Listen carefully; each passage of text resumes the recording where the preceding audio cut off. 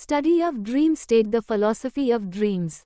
Once a disciple approached his guru, prostrated at his lotus feet and with folded hands put the question, "Disciple, O my revered guru, please tell me the way to cross the cycle of births and deaths." Guru, my dear disciple, if you can understand who you are, then you can get over this cycle of births and deaths.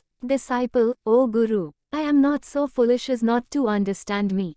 There is no man on earth who does not understand himself, but every one of them is having his rounds of birth and death.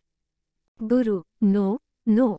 You should understand the nature between the body and that person for whom this body is intended. Then only anyone is said to have understood himself.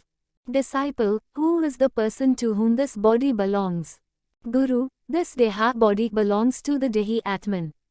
Try to understand the true nature of the Atman. Disciple, I do not see anybody besides this body. Guru, when this body was asleep, who is the person who experienced your dreams? Again, in deep sleep, who is he that enjoyed it? When you wake up, who is he that is conscious of the world? Your dreams and the soundness of the deep sleep. Disciple, I am just beginning to have a little idea of the nature of Atman who is present in all the three states. From the above conversation between the Guru and the disciple, it is clear that the dream and the deep sleep states are worthy of our study in order to understand the true nature of the Atman. As we already pretend to have some knowledge at least of our waking consciousness, dream is but a disturbance of the deep sleep, and the study of the former as to its origin, working, purpose and meaning will naturally lead us to the study of the deep sleep state also. The best way to study a subject is to trace its history and development in the hands of eminent authors, and to focus our critical faculty on what we have studied from their treatise, and to rectify any omissions when we shall have a complete and satisfactory survey of that subject. The dream reveals within itself those unconscious mental mechanisms evolved during the course of development for the purpose of controlling and shaping the primitive instinctual self towards that form of behavior demanded by the contemporary civilization. A working knowledge of the dream is a typical functioning of the psyche, that is, a knowledge of the dream mechanisms and of the theory of the unconscious symbolism is therefore indispensable for dream interpretation. This knowledge may be gained intellectually from the books written by authorities on that subject, but emotional conviction is the result only of personal analytic experience.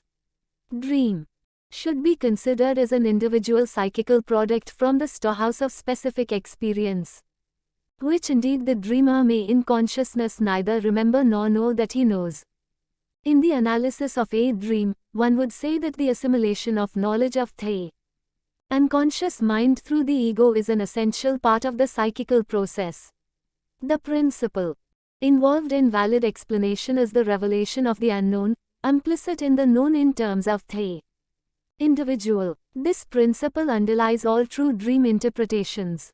The value of a dream therefore lies not only in discovering the latest material by means of the manifest content, but the language used in the narration of dream and in the giving of associations will itself help towards elucidation.